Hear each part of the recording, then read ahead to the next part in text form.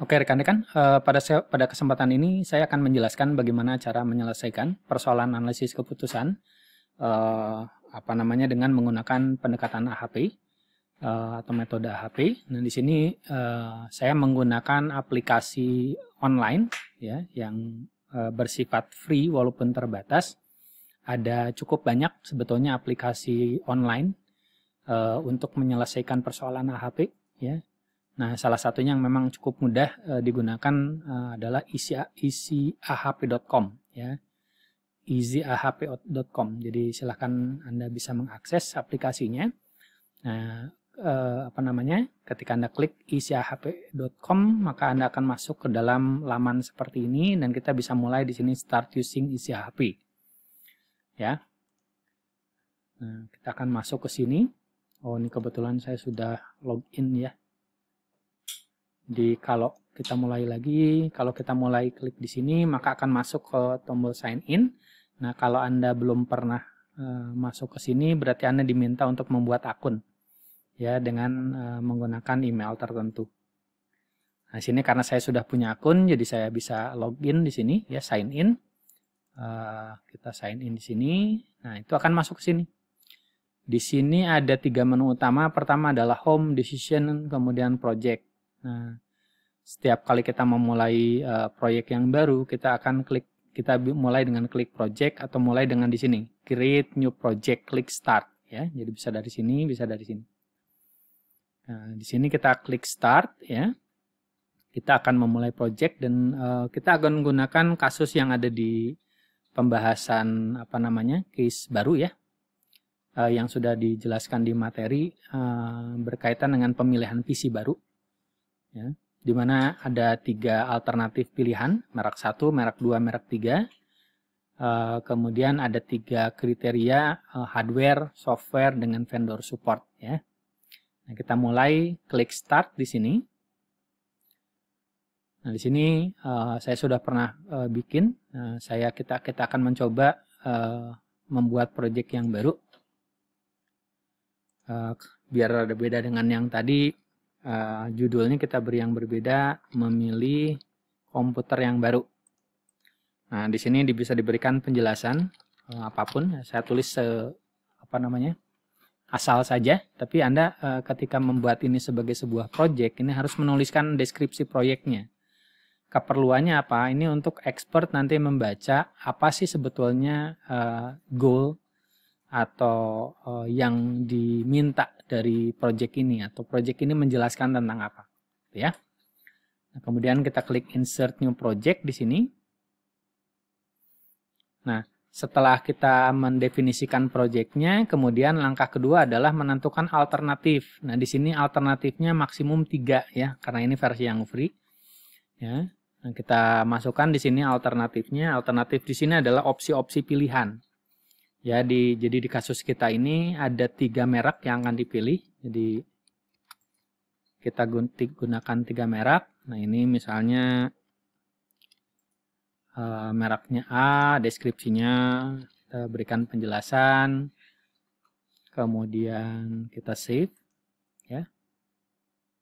Kemudian di sini kalau sudah ditulis berarti dia akan masuk di sini ya, merek A. Kemudian yang kedua adalah merek B, abbreviationnya B, ini penjelasannya kita isi. Kemudian yang ketiga adalah merek C, ini C, ini B, ya kita isi. Ya, di sini limit reach, jadi hanya 3 yang diperbolehkan kalau untuk yang free. Nah, jadi di sini kita sudah punya 3 pilihan, merek A, merek B, dan merek C. Nah, langkah berikutnya setelah alternatifnya atau pilihannya adalah menetapkan kriterianya. Nah, kriterianya di sini maksimalnya juga 3 ya. Kita buat kriterianya adalah hardware. Ininya adalah HW misalnya. Ini contoh saja. Kita berikan penjelasan apa makna dari kriteria ini. Kemudian adalah software, SW, bebas. Ketiganya adalah vendor support ya.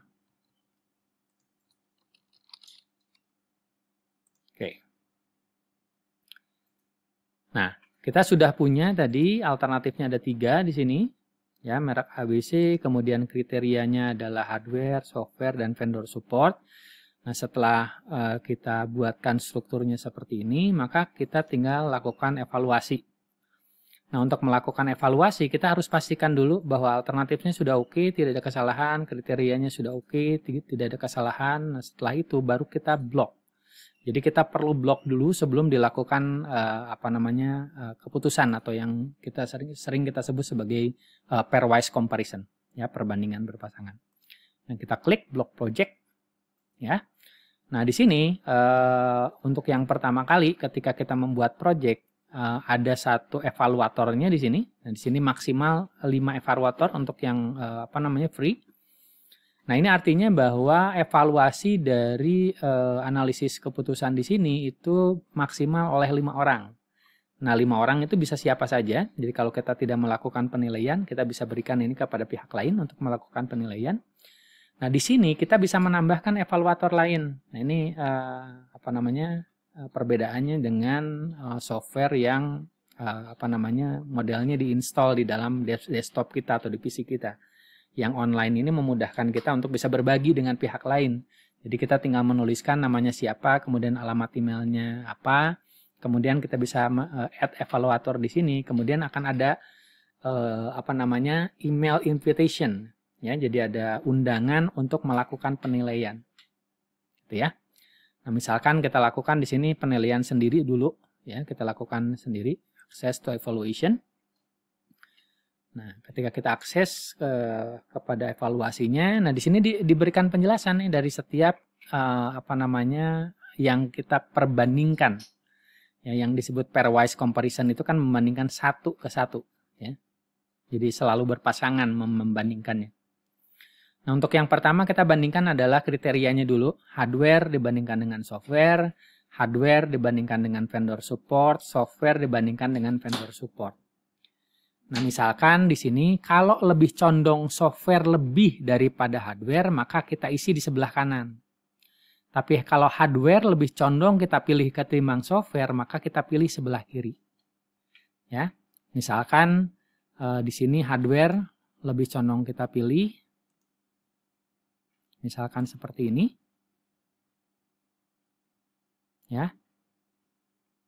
Nah, kalau kita pilih seperti ini, di sini sudah terhitung CR-nya, ya, konsistensi rasionya. Nah, konsistensi rasionya 57%. Dan ini di atas 10%, artinya saya melakukan penilaiannya tidak konsisten, gitu ya. Mungkin saya harus mencari lagi, ya, misalkan begini, ya, 3,1 artinya sudah di bawah 10%. Artinya penilaian saya cukup konsisten. Jadi kita harus lihat apakah penilaian yang dilakukan setiap orang itu konsisten atau tidak. Jadi orang tersebut bisa melihat apakah penilaiannya konsisten atau tidak. Nah, ketika kita melakukan penilaian seperti ini, secara langsung di sini hasil scoringnya atau kalau untuk kriteria disebut sebagai bobotnya itu sudah muncul. Dan kalau kita lihat di sini, hasil pembobotannya adalah hardware 70%, software 8%, vendor support 21%. Artinya kalau diurutkan berdasarkan kriteria, hardware lebih saya pilih, kemudian vendor, dan yang paling tidak saya pilih adalah software. Artinya yang paling rendah prioritasnya. Oke. Nah, ini untuk yang pertama, kriteria. Nah, kriteria sudah selesai. Kita lanjut ke hardware. Ya. Nah, sekarang kita akan membandingkan antara merek A, merek B, merek C, mana yang paling kita pilih dari kriteria tertentu. Nah, misalkan untuk kriteria hardware. Merek A dibandingkan merek B. Dari sisi hardware, mana yang lebih bagus? Ya, misalkan kita pilih, let's say, seperti ini. Oh, ini gede sekali ya. Karena ini pemilihannya dikira-kira saja, jadi mungkin ya sepertinya tidak konsisten ya. Tapi nggak apa-apa lah ya.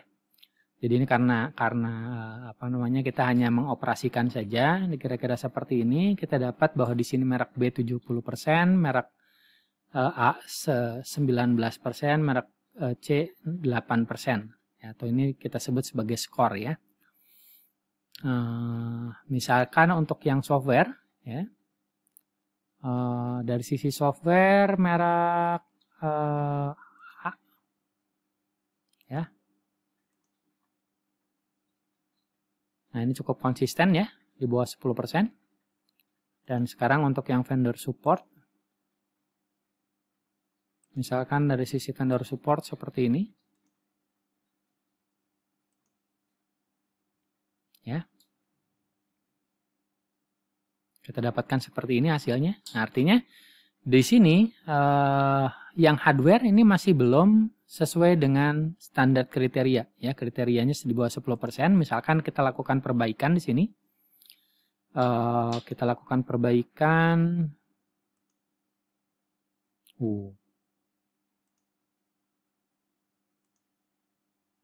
Nah, misalkan seperti ini ya.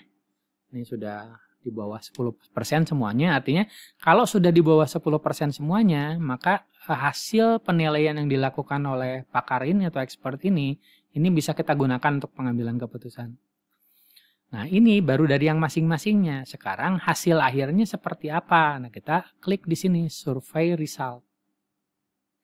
Nah, di survey result di sini, jadi kita bisa baca, pertama adalah bobot dari setiap kriteria, hardware, software, dengan vendor support. Di sini hardware 70%, software 9%, vendor support 21%. Ya. Kemudian penilaian setiap merek berdasarkan kriteria. Berdasarkan hardware di sini, merek B lebih dipilih. Kemudian kedua C, terakhir A. Berdasarkan software, merek B ya masih dipilih. Kemudian C, baru A, sama ini kayaknya. Dari sisi vendor support, itu ternyata merek A lebih dipilih.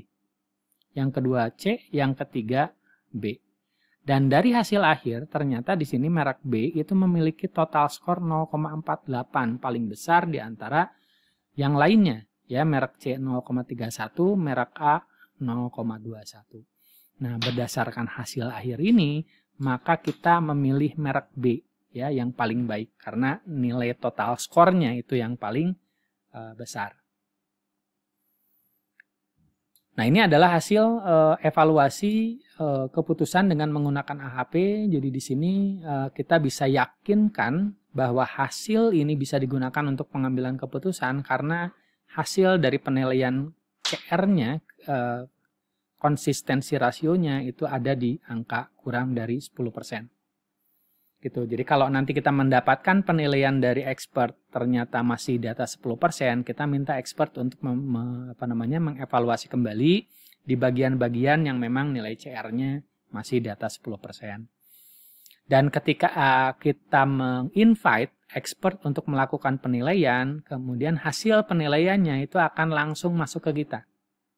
Ya, dan itu nanti akan dikompilasi di sini hasil akhirnya, sehingga kita bisa tahu hasil akhir dari beberapa evaluator itu adalah keputusan final, ya, keputusan akhir dari keseluruhan evaluator yang bisa melakukan penilaian. Nah, mungkin itu untuk tutorial bagaimana menjalankan isi AHP ya untuk menyelesaikan analisis keputusan dengan menggunakan metode AHP atau Analytical Hierarchy Process. Demikian, terima kasih.